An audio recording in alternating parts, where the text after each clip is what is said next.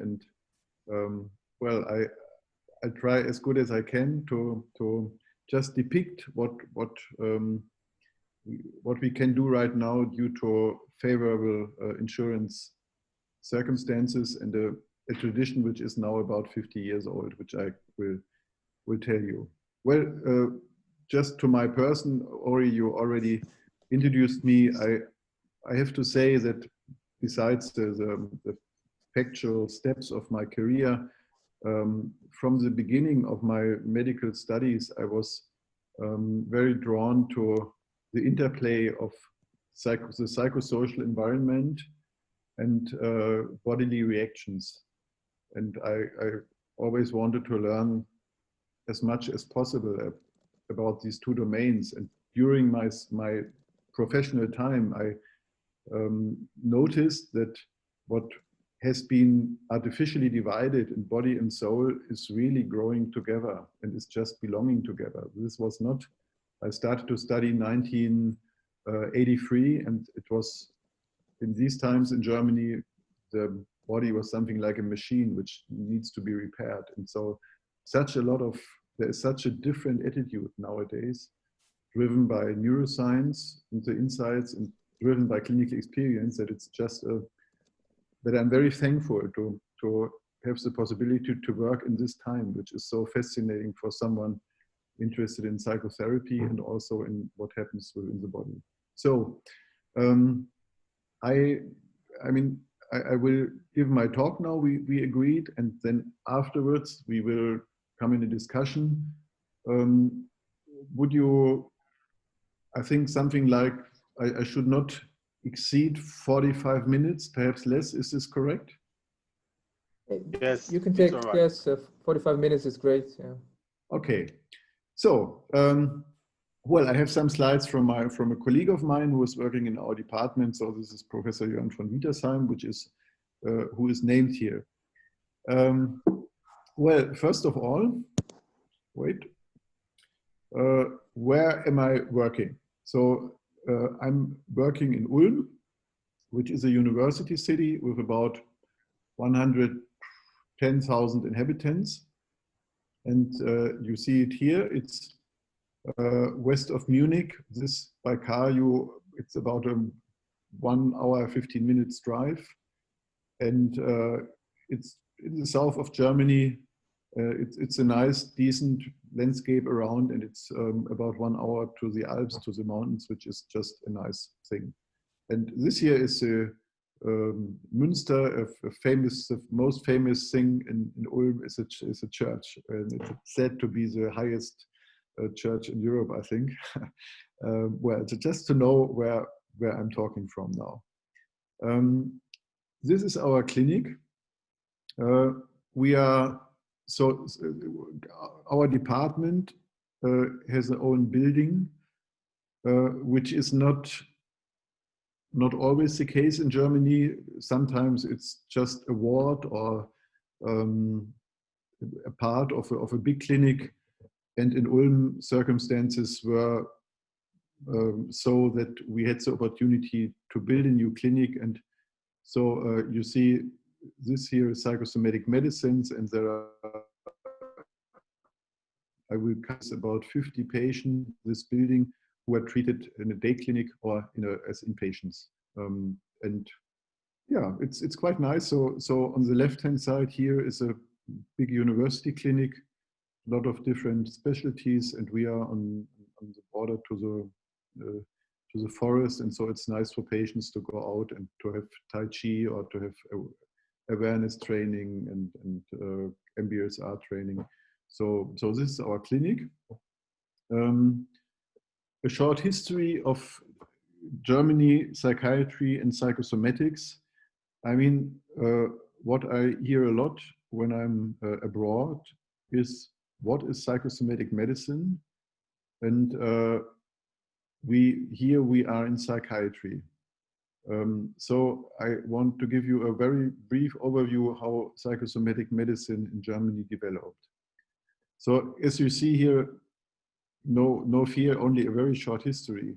In terms of psychiatry, in Germany, in Switzerland, there have been different traditions by different prominent figures like Emil Kraepelin and Eugen Bleuler. Kraepelin came from Munich, Bleuler from Zurich in Switzerland. And so in German-speaking psychiatry, there is one tradition which is a more psychodynamically oriented psychiatry. This came from Switzerland, Zurich. And the other one is more some biological psychiatry, which came from Munich, Emil Kraepelin. So before World War II, in Germany, I think as in many other countries, psychiatric patients were treated in hospitals outside the cities. We have a very dark chapter of psychiatry during the Nazi regime, which you all know.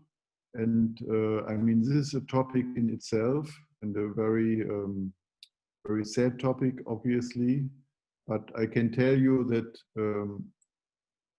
especially in my region, south of Germany, there have been some psychiatric hospitals who have been deeply involved in Holocaust and euthanasia. And there has been a big movement to open these files and to be as open as possible about what happened during Nazi time. So it's now about 10 or 20 years ago. But I mean, this was a very sad and very significant chapter in psychiatry. By the way, I mean, there have been a lot of Jewish origin Germans who trained in psychoanalysis in Germany. And a lot of these colleagues left Germany during World War II and went to the United States and founded there the psychoanalytic institutes. There were very few psychoanalysts left in Germany during this time. We go to the next step. About 1950, psychopharmacological treatment started. You all know this, and there were more outpatient treatments, and big hospitals were reduced. In the 1970s, so in psychiatry, there was a reform movement. In Germany, there was a lot of social psychiatry, development of day hospitals, more psychotherapy, and closing of big hospitals outside the city, and there were smaller hospitals near or inside the cities. I think one has to say that psychotherapy in psychiatry during World War II was not very popular. And in the reform movement, there was a bit more psychotherapy within psychiatry in Germany.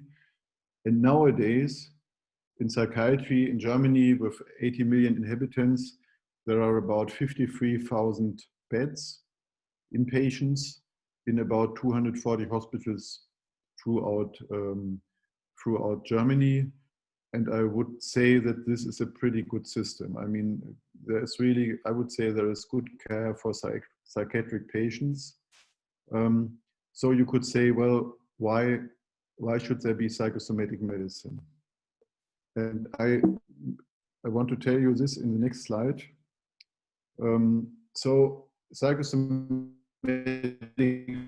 medicine is not a psychiatrist within psychiatry, but it were doctors from neurology or from internal medicine who noticed that a lot of their patients grew sick, somatically sick, under circumstances which were psychosocially adverse. And some of these somatic colleagues trained in psychoanalysis in these times, and then from there, the interest in the body, somatic medicine, and on the other hand side, a psychotherapeutic, at these times psychoanalytic training, led to the development of the interest in patients with bodily disorders with psychotherapeutic means. Well, I have told you this. So about 1950, there was the first psychosomatic department in Heidelberg, so about 70 years ago. And interestingly, it were the Rockefeller Foundation from the US, I think influenced by German-speaking psychoanalysts who had emigrated to the US before and during World War II, then used their influence, as far as I know, to give something back and to start psychosomatic medicine in Heidelberg. And this was a very different approach because, at least in these times, psychiatry used to be not very psychotherapeutic, more biological psychiatry, phenomenology, philosophy, but not so much practical psychotherapy and not much interest in patients with somatic disorders who grew ill. And so this developed first in Heidelberg, a first department for psychosomatic patients. And in 1970, psychosomatic medicine became a mandatory subject in the medical studies. So it became more prominent, but it was not a specialty. And in 1992, there was a new specialty for physicians, psychosomatic medicine, which is a specialty like neurology or psychiatry. When I started my medical training in 1990, so around this time. And in Germany, there were very few psychosomatic departments, very few psychosomatic beds. I could tell you some anecdotes, but I won't do it for time reasons. So 30 years from now, when I started psychosomatic medicine, there were a few clinics in Germany, and my university hospital in Münster in the north of Germany where I trained, they didn't have it at all. But there was a development. So from 1990 to now, it's about 30 years. And what is our current status now in terms of psychotherapy, in terms of psychosomatic medicine? So first of all, we have an outpatient system, which is not only psychosomatic, but it's giving psychotherapy, delivering psychotherapy. We have in Germany many outpatient therapists. The law requires that you have to be either a psychologist or a physician to be reimbursed by the insurance companies if you deliver psychotherapy. And so there are different forms of different variants of psychotherapists in Germany. The one variant is that there are doctors there are GPs, general practitioners, doctors of internal medicines, of gynecology, who trained in addition in psychotherapy, which you can in Germany. It lasts, if you may become a doctor for internal medicine, and then there is something like an extra education in psychotherapy, which you can do in addition to your job. It lasts about 3, 4, 5 years, and then you have a psychotherapy degree. And in Germany, we have about 10,000 of these outpatient doctors who are able to deliver psychotherapy. So this is about 10,000. Then the new specialty of psychosomatic medicine, 3,000 doctors in private practice in Germany. Psychiatry and psychotherapy, 3,100. I don't mention neurology, which is a different topic. I think that at least as much as psychiatrists, I guess more. And in Germany now there is a growing number of psychologists. Overall, it's about 52,000 psychologists working in outpatient institutions. I don't find the numbers for outpatient therapy. And basically we can say that there is a psychology boom in Germany. So there are lots of psychologists being trained in psychotherapy right now. And it's much fewer medical doctors. So it's something like a development, but I mean, still enough. And I mean, normally, for example, in our hospital, I will come to this, we work together very well, very collegial, but the chief of the department in Germany has to be a medical doctor because of the dealing with somatic patients and with medications and things like this. So this is the outpatient system. So, and now what's about the inpatient? Well, perhaps one remark. I mean, we are in Europe right now, and it's very interesting to see how different psychotherapy is given to inhabitants throughout the different countries in Europe. I mean, just to say, if you go to Belgium, you just cross the border in Cologne and you go to Belgium, Belgium will give the inhabitants about 4 hours of psychotherapy and not more. And in Germany, you may have 50, 100, up to 160. So it's very interesting. It's just cultural grown differences in what is granted by health insurances. Well, so this was outpatient. So the German psychosomatic medicine is like a parallel column from psychiatry. There's psychiatry, there's psychosomatic medicine. Psychiatry is obviously bigger, but only several times. And inside psychosomatic medicine, there are two, in inpatients, it's perhaps difficult to understand for people from other countries. There are two columns of inpatient treatment. So our hospital in Ulm, or the university hospitals who are part of a normal hospital with our specialties, they are within the acute treatment system. So psychosomatic therapy is delivered like stroke therapy or diabetes therapy or operations in surgery. We call this acute treatment, and psychosomatic medicine has about 6,000 beds and about 800 day hospital places throughout Germany. And this has grown significantly. Well, I mean, we can discuss if this is good or bad.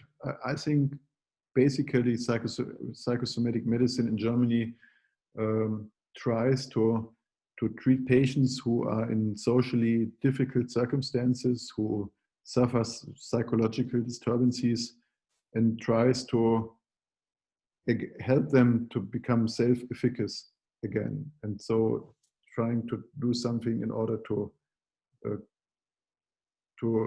that society is not drifting apart too much. So this is acute treatment. 6,000 beds has grown tremendously during the last 20 years. And then we have another sector which we call rehabilitation.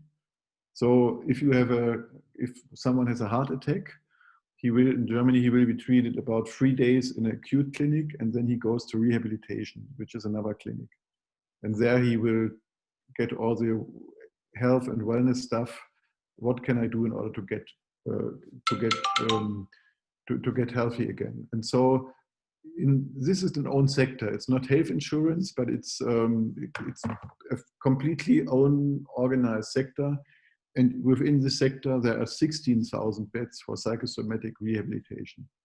And the difference is, the difference is rehabilitation has not such a dense psychotherapy. It gets less money, and it's more for the early phases of disease. And our legislation says this rehabilitation treatment is in order to help people to remain healthy in their job. And this is a disease like psychological disturbance and needs more intense treatment. But you see, all in all, I mean, it's over 20,000 beds inpatients in Germany for psychosomatic patients. And in rehabilitation, they are treated for about 4 to 5 weeks. And acute treatment, its medium time is 6 to 8 weeks. Professor Gandel, yeah.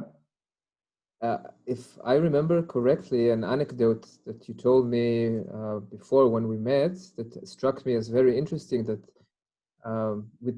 out of those historical reasons that you pointed, these two parallel systems of psychiatry and psychosomatics, actually, if you want to get psychotherapy, there's more chance you will go to a psychosomatic department, whereas up to this day, psychiatry is much more biological than much less psychotherapeutic than the psychosomatic system because of those historic origins. Yeah, I will. Correct? Yes, I will come to this. I think the reason why psychosomatic medicine developed was because a lot of people were dissatisfied with psychiatry because there was such a lack of psychotherapy. Nowadays, with 30 to 40 years biological research and no significant new developments, at least in Germany, there is more and more psychotherapy also in psychiatry. So it's something like the pendulum swings back, but the very basic difference is, I mean, there are very different psychiatric departments. So it's not the same in all the places. But at the bottom line, I would say that if you have an acute treatment psychosomatic hospital, there is more psychotherapy than in psychiatry, but this is medium range. I mean, if a psychiatric hospital has a department chief who is really interested in psychotherapy, he can implement more psychotherapy, but I mean, psychiatry and psychosomatic medicine have a different, if you want to specialize in psychiatry or psychosomatic medicine, for example, you have to do much more psychotherapy education in psychosomatic medicine. So there are differences in terms of density of psychotherapy. But I will come to this. So what is the core diagnostic field of psychosomatic medicine? It's functional disorders, somatoform disorders, certainly. It's somatopsychic disorders. So, I mean, we have a lot. I mean, I told you we have inpatients, we have daytime patients, but also we have a consultation liaison service in our clinic, as in other university departments, and the field of psycho-oncology, psychocardiology, psychodiabetology. So these somatopsychic disorders is a very important area of work for us. And for me personally, I think this is some of the core areas like this one. And obviously eating disorders patients with eating disorders are very, very often in psychosomatic medicine. So there is an overlap of psychiatry and psychosomatic medicine in diagnostic terms, which is in the treatment of post-traumatic stress disorder and complex post-traumatic stress disorder, and in the large field of depression, anxiety, personality disorders. So psychosomatic medicine and psychiatry in Germany are not completely separated. They have different, I think, different areas of core core diagnosis, but there is an overlap. And the main difference if you look at all hospitals is that normally in psychosomatic medicine, a patient with a depression or anxiety disorder or personality disorders receives a higher dose of psychotherapy in a different mode. And I will tell you this in a second. So the psychosomatic model, I mean, it's what is something in the core of our understanding is that in psychosomatic medicine, well, we use medication, obviously. I mean, if someone needs, according to guidelines, medication, it's no ideology behind it, but the main aim is how can we induce self-efficacy. And so we work psychotherapeutic and relationship-oriented. And very important, we do psychotherapy in the team. So I will show you this. Treatment in psychosomatic medicine means that there are different therapists with different specialties. And I will show you the specialties. And they all treat a patient, the same patient group. So the same patient goes, for example, to single individual therapy, group therapy, art therapy, and behavioral therapy or music therapy. And the therapists, all the therapists, the nurses who are therapists in this model, They come together one time in the week in a team, and they talk about the patient and their impressions. And then there something like a picture about the conflicts and the focus of treatment emerges. And this, then everyone tries to work along these lines. And this is everyone who is working in the team in psychosomatic medicine tries to have a psychotherapeutic education and to share these educations, his impressions, with the other team members. And it's not like you have one psychologist on a ward who is doing psychotherapy, and there is a doctor who is giving medication, but everyone has a psychotherapeutic understanding. And this is very much the core model of what we think is what is important in psychosomatic medicine. So for medical doctors, the specialization is about 5 years. And if you enter psychosomatic medicine as a psychologist, in order to get what we call the approbation, so to finish psychotherapy education also lasts about 5 years. Yeah, when a patient enters our department, normally we say, so he would enter a group of about 8 to 10 patients. All the treatments are given to this group, so the patients stay together in one group. It's a slow open group. If someone is discharged, this is acute or something that is more rehabilitation. This is acute. I'm only talking about acute treatment. Our clinic is the acute system, and the rehabilitation system is a totally different branch. And they reach the department from the emergency room, or? Pardon? How do they reach this treatment? Yes. So emergency room or clinic, or how it works? Yeah. So in order to become a patient of our clinic, you have first to go to visit our outpatient, our ambulance, outpatient ambulance, and normally general practitioners or doctors in private practice refer the most patients to us. So they are coming from the system of private practice.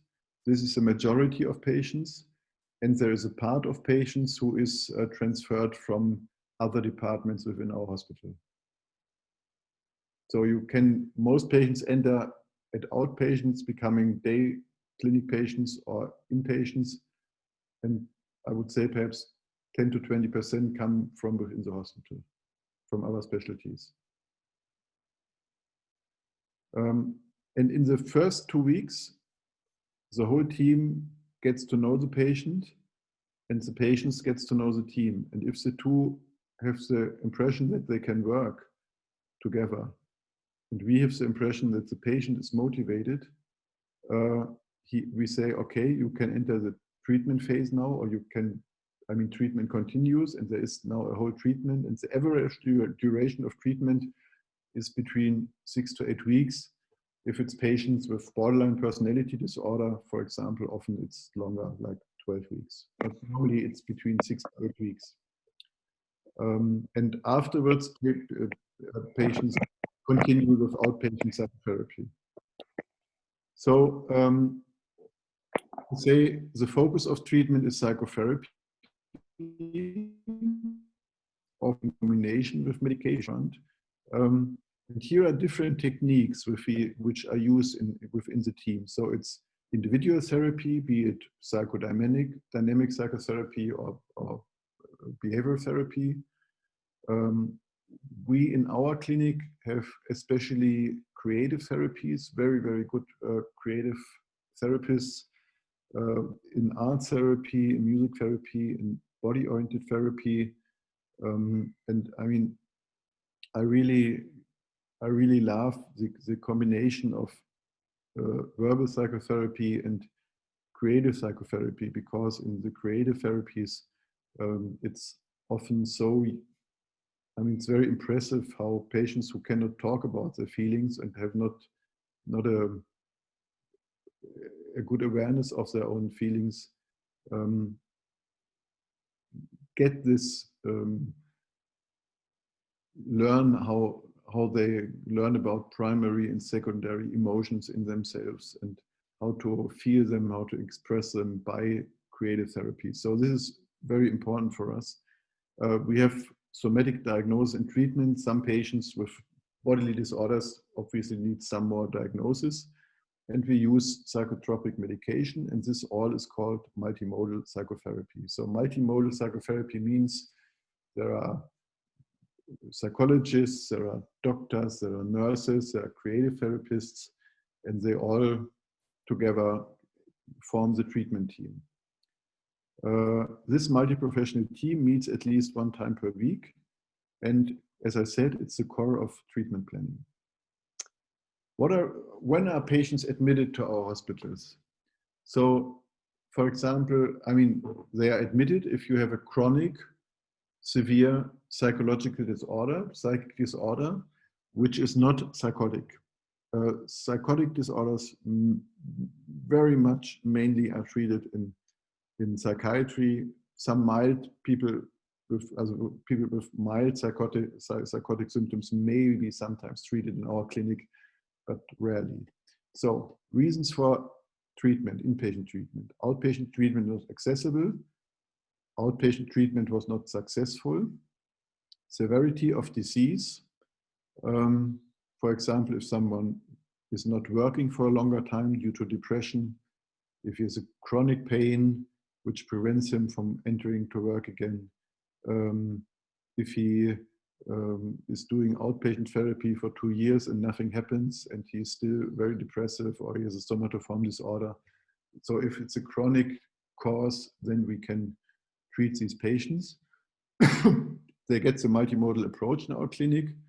A lot of patients have a lot of comorbidity. And another, especially in somatoform disorders, and I had one patient today of this disorder, if we have patients from pain clinics, which are chronic pain patients with a lot of inward anger and conflicts, which they are not aware of, we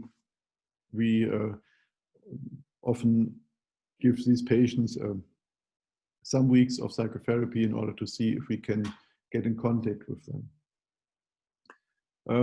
So in our hospital, I said we have about 45 to 50 places in terms of inpatient and day hospital. We have 5 groups. Before Corona, we had 5 groups with 10 patients.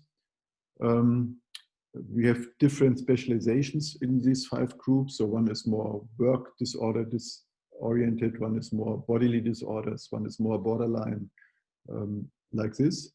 And in every group, there were 5 inpatients and 5 day treatment patients. So if a severely psychologically disturbed patient enters as an inpatient and he gets better, and now it's about reintegration in the normal society, at home, family, work, he could change from inpatient to day treatment and live part of the life at home, but be treated continuously by the same treatment team. This was very nice.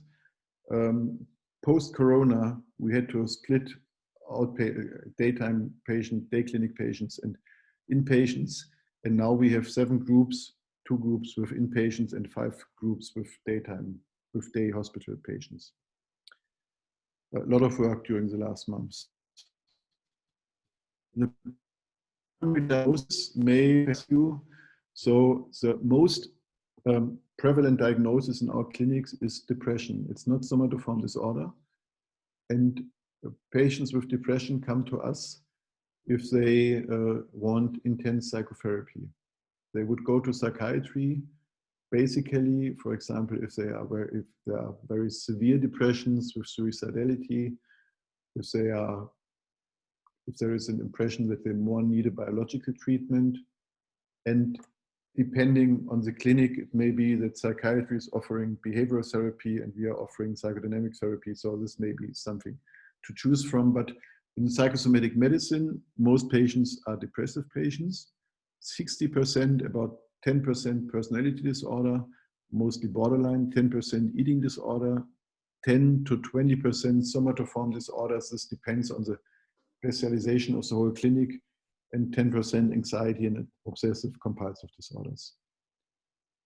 Just to give you a further overview, within our clinic, we have about, in addition to this 50 places, we have 1,200 outpatients per year, which we see diagnostically mainly, some also for treatment, and about 1,000 patients in the consultation liaison service of the hospital. And half of our clinic uses psychodynamic psychotherapy. We have psychodynamic therapists and psychoanalysts, and the other half is cognitive behavioral, about half. So, and what you see here, yeah? There's some interesting questions coming in, so I'm thinking maybe if it's okay to... Yeah, absolutely. I like being interrupted. Yeah, okay. So maybe we'll be flexible and open it up a bit more.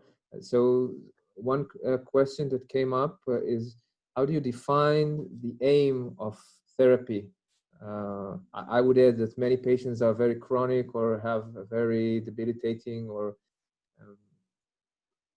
what is the main focus or the main aim definition? Well, I mean, we are normally, it's important for us to develop together with the patient individual aims according to their individual history and situation. So if, for example, I mean, for a lot of patients, I would say perhaps 30 to 40, perhaps 50% of our patients are either out of work, perhaps 10%, or they have not been to work. They have their job still, but they have not been to work for some months.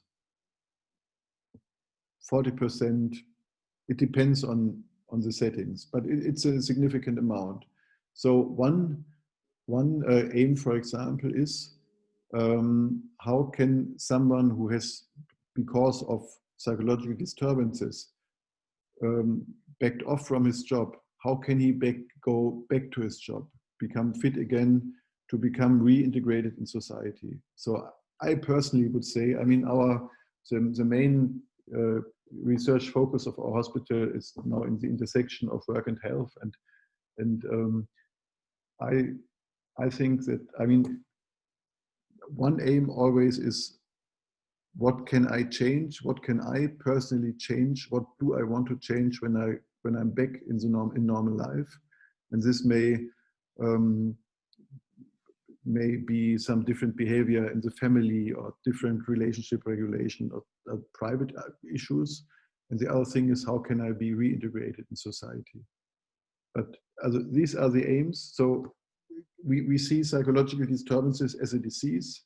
We try to help patients to get better and to become reintegrated in society, and well, to reduce their symptoms. I mean, we have quite a lot of pain patients. We try to teach these patients to get back to society, to overcome the consequences of chronification, and by behavior, by changing the mind. And this is, I would say, it's the main aim, but it's an individual aim in every single case. What can be reached? Yeah, so a follow-up question, which somebody wrote, I was thinking in similar lines, that although there's a heavy psychodynamic influence, right, the aims can be very practical, or very functional, like regaining work function, etc. Yes, absolutely. I mean, this is part of the history. So about 30 years ago, there were some hospitals who treated sort of psychosomatic hospitals, early starters of psychosomatic hospitals. And it was not so unusual that patients were treated for several months. I mean, there's a clinic nearby who treated inpatients for a year or so. So this has completely changed. I mean, it does not matter if it's psychodynamic or behavioral approach. We have 6 to 8 weeks insurance will not pay several months normally, and I don't think it makes a lot of sense. So non-regarding the techniques we use, it's really often practical aims. And psychodynamic change is only starting in the 6 to 8 weeks. And then there has to be outpatient therapy in order to continue personal growth and development. But I mean, there are deep psychotherapeutic processes possible. I have one example a bit later. Yeah.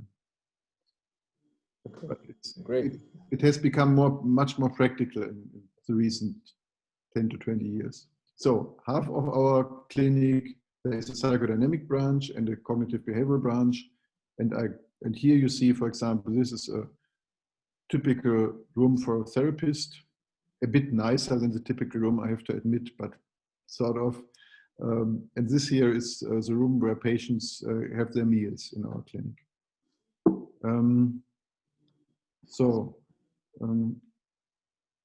Yes, we had this here, multimodal therapy. You see individual group, eating disorder, specific treatments. We had this, so it's a mixture of a lot of therapeutic aspects. And this now here, I think is important. So if a patient enters our clinic, he has something like a schedule in school. Yeah, it's the same group, and it's the whole week there are different treatments. Like you see here, body-oriented therapy group, art therapy group, relaxation training, verbal group therapy, medical ward round, time for individual therapy. And as this is a patient calendar, the team meeting is not on here. But you see the patient enters the clinic and he has a schedule, like he enters the groups, and then there is time in between in order to relax.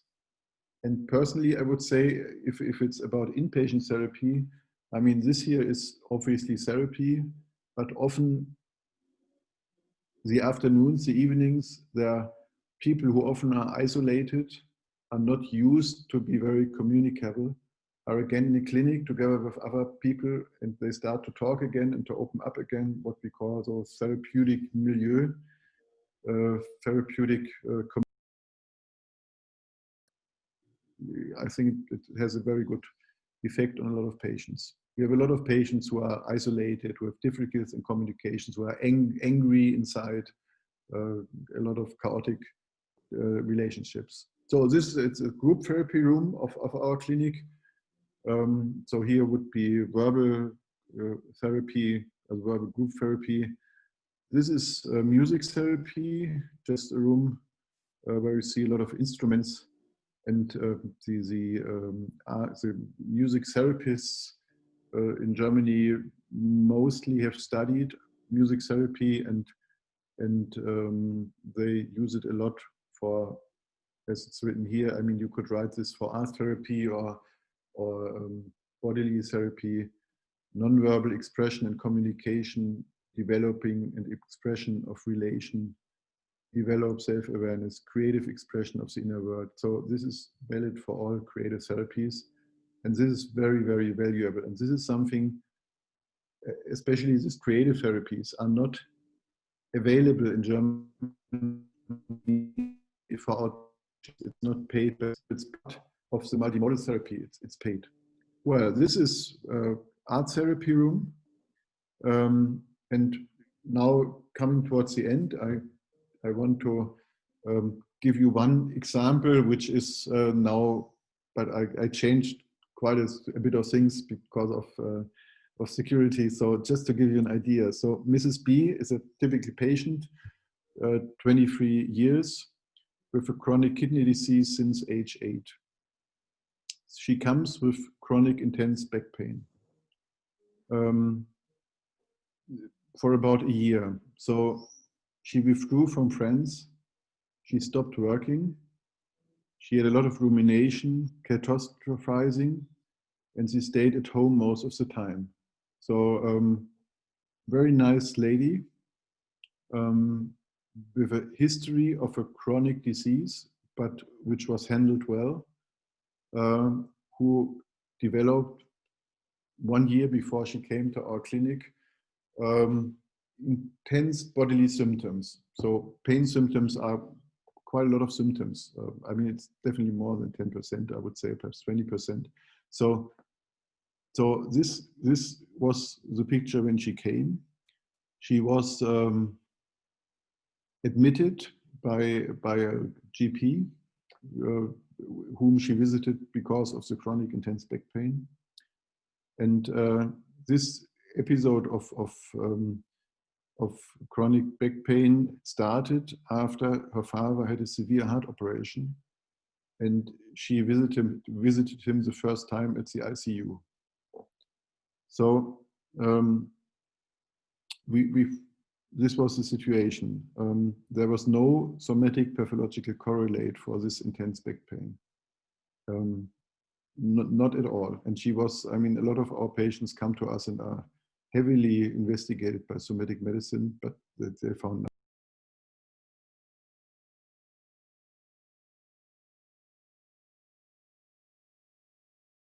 It was hard to get in contact with her because she was so body-oriented, pain-oriented. She was also in the clinic psychosocially withdrawn, often in her bed, in her room. And she was not ready to work actively in psychotherapy. So if you wanted to talk with her about her family, about biography, important issues, she would start, but very soon she would bend over and tell about her pain and how painful it would, her backache, and that no one can help her. So she was really in a bad shape. In the biography, we found then, well, I mean, perhaps going back, it's obvious that the pain started when she saw her father in a very helpless position, and she also experienced herself as very helpless. And after a while, we got to know her biography. So very grossly, there was a repetitive traumatization for this young lady, beginning when she was a kid because of her chronic disease. And she had several episodes in her medical treatment history which already had a traumatic character. So she had a personality trait of rumination and catastrophizing, which was somehow understandable because she experienced medical complications over about 15 years. She had a close relationship to her father in this time. And because, I mean, she was handicapped, the parents had a close relationship to her, and there was a special bond between them. And she was not so autonomous in various ways. And also, I mean, in the treatment process, she appeared to be very regressive, like a 5-year-old or a 7-year-old, but not like a young lady.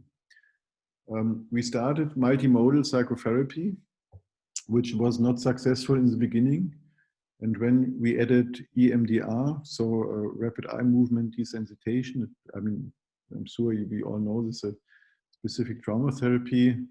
And this was quite successful. Adding trauma specific allowed a much better access to her emotions, especially during these singular traumatic events. And this was something like a breakthrough. So the addition of body-oriented therapy, verbal therapy, therapeutically talking to the nurses in the evening when she felt desperate, plus EMDR targeting the specific traumatic last factors which led to the development of her complaints, proved to be successful after, let's say, 4 weeks. We worked with very intense emotions. There was then a clear progressions, and this was, she really became more autonomous and more ripe in dealing with personal conflicts within the setting and also outside the clinic. And I mean, the very basic idea, I think, at this, because this is really extremely important. I mean, in the psychosomatic hospital, it's the same group who is together in different treatments. And so, because we all have our subject-object relation modes within us, after 1 to 2 weeks, the inner world of the patients materialize within the group, and they can be addressed. And this is, I think, this is a very important tool of psychosomatic, psychotherapeutic treatment within the clinic, that the inner world becomes visible and addressable due to this group therapy treatment. And so this was possible with her now. And so she got some insights from body therapy, from EMDR, also from the individual psychotherapy. And she became much better, developed a more mature relationship regulation. And well, now, I hope you see it. There is a column on my slide. It should say, after about 8, I would say rather 9-10 weeks of treatment, she became an outpatient, and she's now treated as an outpatient. So this was really a successful treatment, and perhaps we can talk about the organization of treatment if you like, or if it's interesting later. So just some final remarks to the organization of the clinic. We have, in our clinic, we have an affiliation with psychotherapeutic institutes. One is very closely affiliated, the Psychodynamic Psychoanalytical Institute, and Behavioral Institute, CBT, is located in psychiatry. In Ulm, we are working together very well, so it's just a good cooperation. And so our doctors and psychologists who are training in CBT are trained in the in the Behavioral Institute, and the others are trained in the Psychodynamic Institute. Well, we have a teaching of medical students, and in terms of efficacy, there are several studies regarding the efficacy of psychosomatic treatment. There is one early naturalistic study which shows a pre-post effect size of 0.6. There are other pre-post designs which are even a bit better. And right now, all psychosomatic university departments in Germany are doing a pre-post study. And hopefully in about 1 to 2 years, we will have some results from about 30 clinics. And I think this is, we're really looking forward to this. This is a big endeavor to do so, but we really want to show as good as we can that this is it's a significantly working therapy. The problem is we can't do randomized controlled trials, but because in Germany this would be unethical. I mean, because this is an intense psychotherapy on one hand side, and we couldn't randomize in hospital treatment or no treatment. No ethics committee would allow us this for right. So we can discuss about this. There are about psychology. I send you one, Ori, and this is another, which is, if you are interested, you can read a bit more about it. Well, and that's for the time being. I hope I could give you a practical insight, and I'm very happy to discuss with you. I'm interested to learn how it's in Israel and how you start, what is interesting for you. So thank you very much for your attention. Thank you very much. Very, very interesting. Ori. The first two that are slightly connected.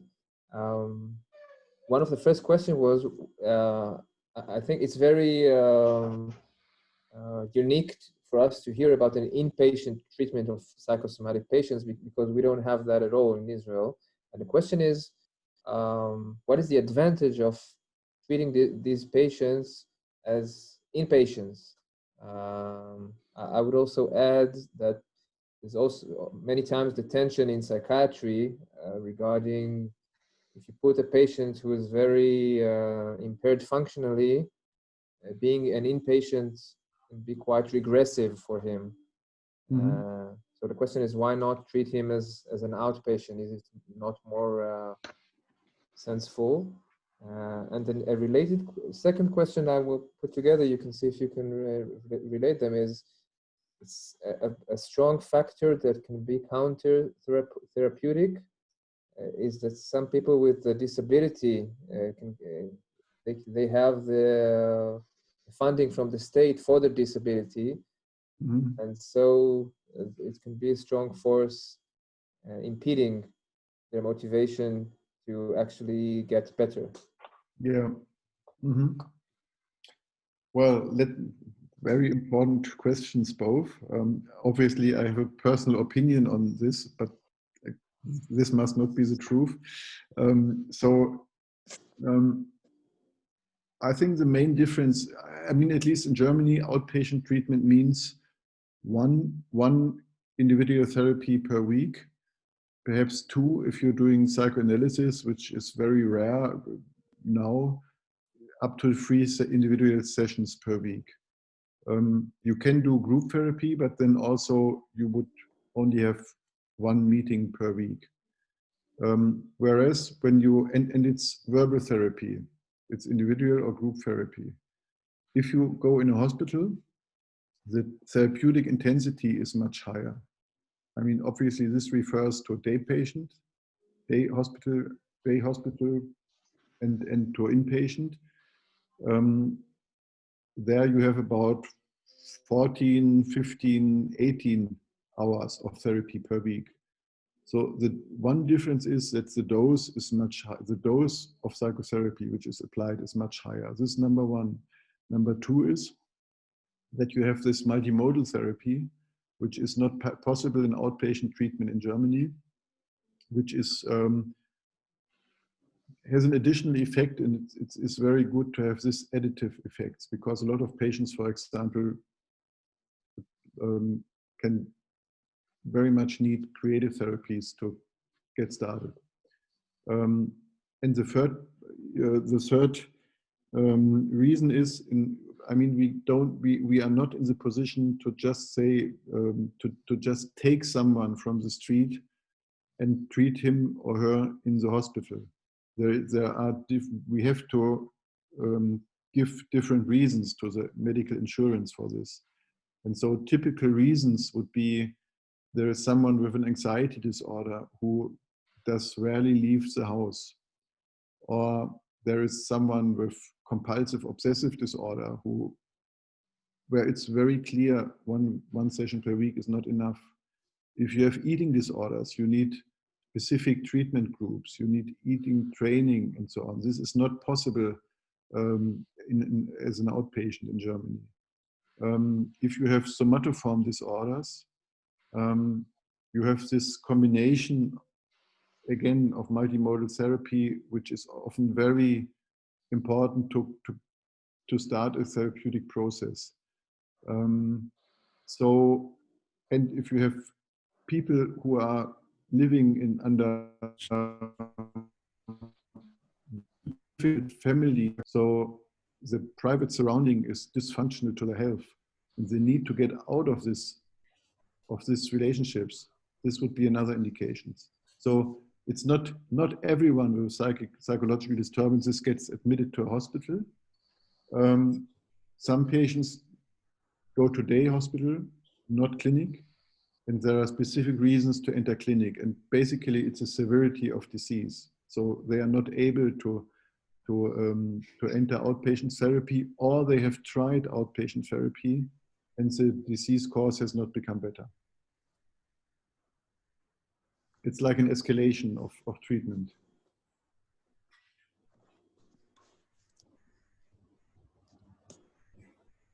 Okay, maybe let us see some other question, but here's an interesting question. Is there a certain pattern of personal characteristics of these patients? What makes this kind of therapy different from typical psychotherapy, which helps the psychosomatic symptoms to reduce? From your impression?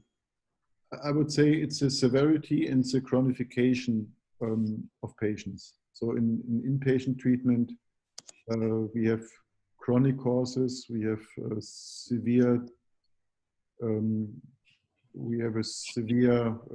disorder, we have often comorbidity with personality disorder, pain disorder, depression, anxiety. So it's really the chronicity and the severity of disease, which is the difference between out and inpatient.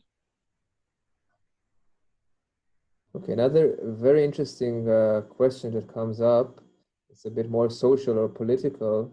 As a young society with a very deep enthusiasm in enhancing this field in Israel, but we're facing a lot of obstacles. And the question is, what is your opinion about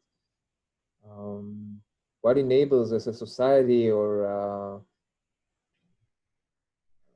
what makes it possible to, or what should guide us in bringing about a change in creating a more influential psychosomatic integrative system? Yeah. Well, only some personal experiences. So one experience is that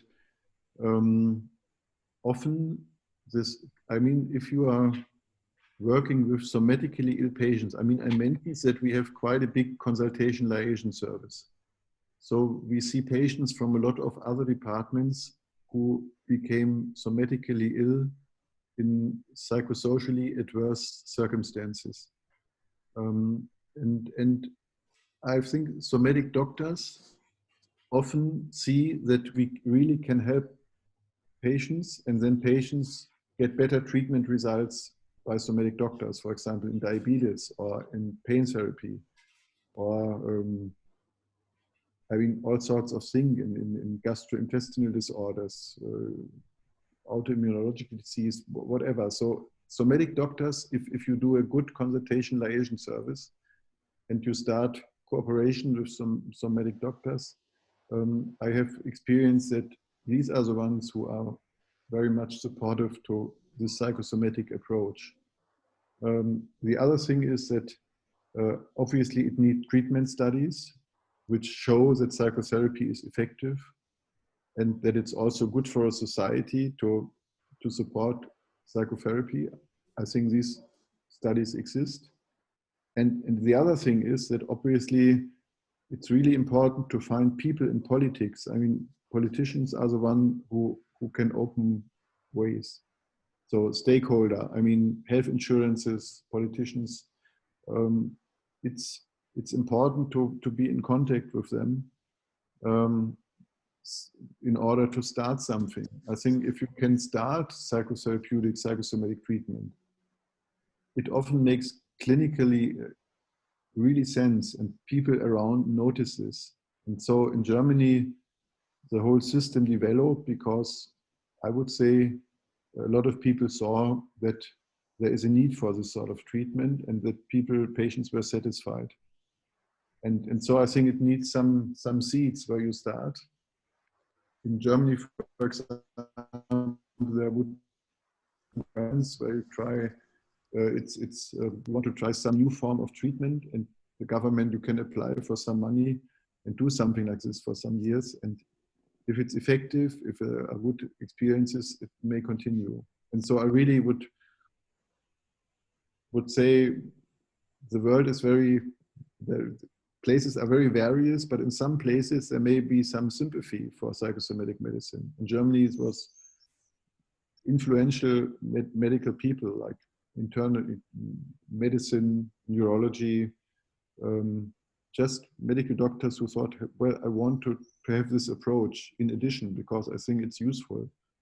And in every place where you have someone who is interested in something, try to get in contact and start something small. I think the German experience is that over 30 years, the field developed very well because we started very small, number one, and we really just started working. The other thing is that it's certainly important for you to stay together as a group and to do well, to support each other and to organize symposia in places where some politicians are around or some other medical people in order to give your ideas some space.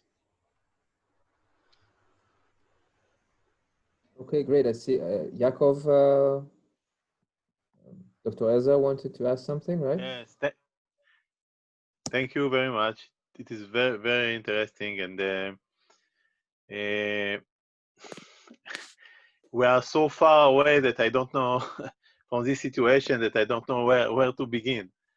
When I see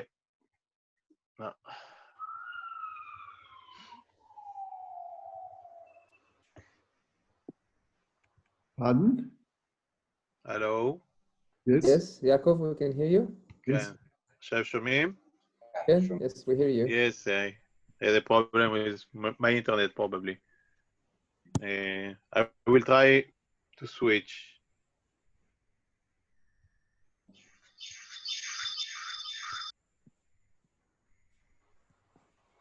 Okay, so maybe we'll go to another question, and we come back to Yakov. Another question that came up was, do you use any hypnotic tools or formal hypnosis? Yeah, so basically, yes, not regularly, but I mean, we have all sorts of therapists in our clinic, which is just an example for other university clinics, and several of them have a hypnotic special education. And so, for example, in consultation liaison service, the head of consultation liaison has an education as in hypnotherapy, and they are doing studies in patients with lung cancer in short-term hypnotherapy in order to improve their condition. So yes, it's done, absolutely. Not everyone, but if someone has a specialization, it's highly welcome. And what is the percentage of the people that you can see that after the treatment they are better? And do you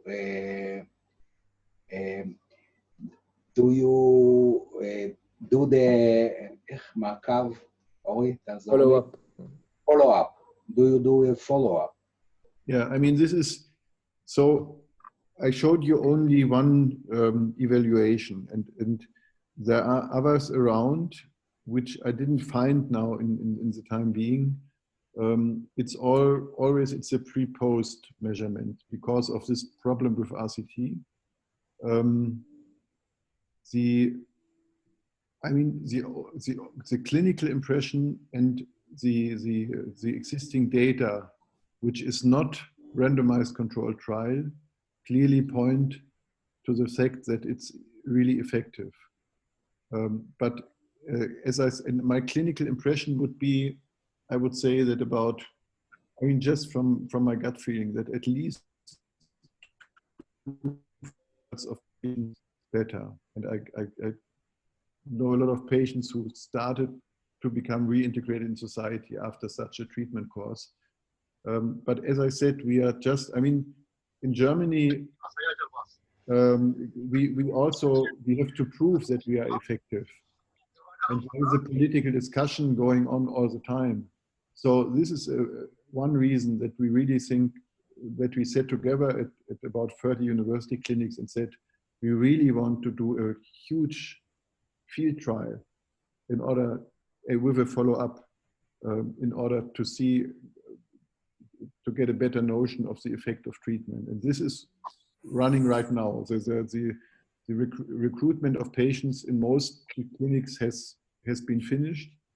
And so hopefully we will have results in 1 or 2 years. Professor Harald, it was very interesting, and really I began to say that we are so far away from you that it is very disappointing. But what I see is that many patients that you treat, we won't call them psychosomatic. As I have seen, just 10% of your patients have somatoform disorders.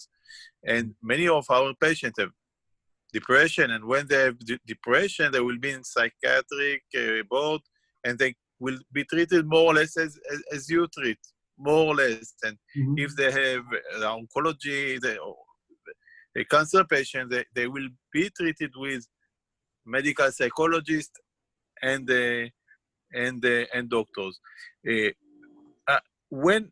What interests me is the somatoform patients. Do you put them with the other patients together, and you treat them in the same way that you treat the patients that are more mind or more body? Yeah, I mean, these are all very interesting questions and observations. So your second question, well, I know both. I know treating patients in a disease-specific scheme, only pain patients, only somatoform disorders, and various patients, various diagnoses. And my personal experience is, as my old boss in Munich once said, variety is better. Yeah, so I mean, my personal opinion is, if you have different people, different personality patterns in one group, the group sees more, the senses more, there's more. It's just more variety, and it's good for a psychotherapeutic process. So personally, I like this more. So we would say we have a disease-oriented settings. For example, you have a setting, there are perhaps 60% patients with bodily disorders, 70%, so gastrointestinal disorders, heart disease, somatoform disorders, but also 30% depression, anxiety. And so they have a different amount of emotionality, and this is enriching. It's better than the monoculture, I would say. But you know, this brings to mind, you know, in Israel, and I think in many other places, when somebody comes with a pain disorder and you tell him it's psychosomatic, he'll go, "Wow, you think I'm nuts? You think it's all in my head?" It's a bit like cursing him and putting him together in a group where some people are, you know, depressed, or obviously the mind body. More obviously mind, it causes a lot of objection for the patient. Yeah, I mean, this is part of this mind-body disintegration and the stigmatization of psychological disease. I mean, we have these patients too, but we always say, well, I mean, you do it certainly by yourself also. It does not matter where it comes from, but the disease has such a lot of consequences. The pain has such a lot of consequences on your life, and it's not only your back. There is a person around the back and the personality, and we want you to teach the person how to deal best with the consequences of the end. We also say, we think, and I'm very open to this now, I really think that emotions are very powerful. Emotions and thoughts are very powerful in terms of having an effect of pain on pain. And I tell this my patients, but I tell them also, this is not something which happens within weeks, but it needs much longer. So really try to teach our patients this integration of body and mind. And in Germany, the stigmatization, I think, is often, it's decreasing. And obviously now we are a society with a lot of pressure, so there is a lot of psychological disturbances. The other thing is, I think, Yakov, when you say, hey, we are treating these patients in psychiatry, I mean, 10% somatoform patients is a bit less. I mean, this was one statistic. I would say perhaps 20-30% with bodily disorders in our clinic would be normal. But nevertheless, depression is very prevalent. Maybe, so in Germany, psychiatry often is not so psychotherapeutically oriented. And I think if you have a history of really a lot of psychotherapy within psychiatry, psychosomatic gets a different notion. It's really more of this diseases which are primarily in the body, but in the treatment of them. But in Germany, there's a field is known as psychosomatic medicine and psychotherapy. So it's obviously then also depression and anxiety, and there is an overlap with psychiatry. And obviously, this is a political issue. I mean, I started in psychiatry. I was a psychiatrist first, and then I went to neurology. But when I was in psychiatry, I went to a psychosomatic congress, first time of my life, and they were talking about pain patients and oncology and about various disorders. I thought, well, I mean, I'm a psychiatrist, and I really love to go to do consultation work, and I see orthopedic patients, I see oncological patients, I'm treating patients on the HIV ward. What is the difference? So I couldn't grasp the difference. I just somehow sensed, well, psychotherapy has a higher reputation within psychosomatic medicine. And when I afterwards finally entered psychosomatic medicine, I would say that this really is the case. In Germany, it feels a bit different. Psychotherapy is more important. This is the answer I can give you. And I mean, you can treat patients with depression with more or less psychotherapy. And I would say clinics are very variable. There are some psychiatric clinics who are very much psychotherapeutic oriented. But basically, my personal experience is it's not only the diagnosis, it's the approach, the psychotherapeutic team, the intensity of psychotherapy, which is a difference in our systems. Okay, so I think these final remarks about the importance of the approach and not so much the diagnosis would be a good final note for us to conclude. So we'll take the opportunity again to deeply thank you, Professor Gandil. It was fascinating, very interesting. It gives us a lot of both inspiration and room for further thoughts. So, well, thank you very much. I agree. Very much. I think that if לא שומעים אותך, יעקב. לא שומעים אותך.